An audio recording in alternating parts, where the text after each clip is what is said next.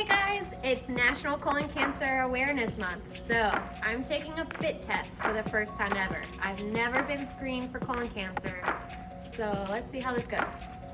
To be honest, I actually haven't read the instructions yet, so I don't know how complicated this is going to be or what I actually have to do to take the test, but I hear Everlywell makes really easy at-home use tests, so I think I'm in good hands.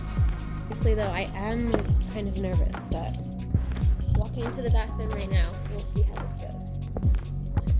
Okay, here we go.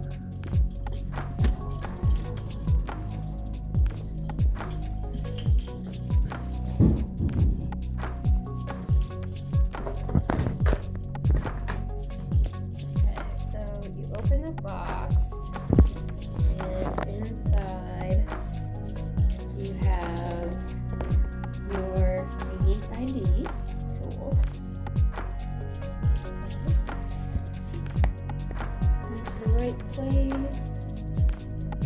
Oh, good. Instructions. This is what I need.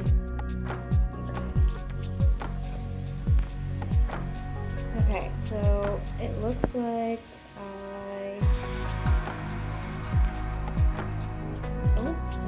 it looks like I just brush it.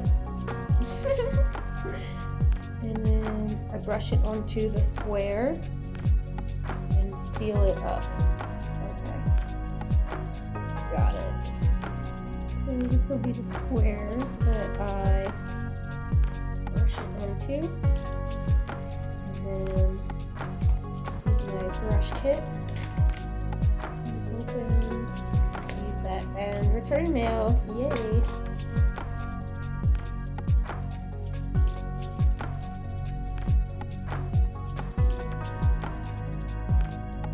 Okay, I'm all done. So I just got back to the bathroom to use my Everlywell fit test, and it went surprisingly really quick, really easy, and very simple.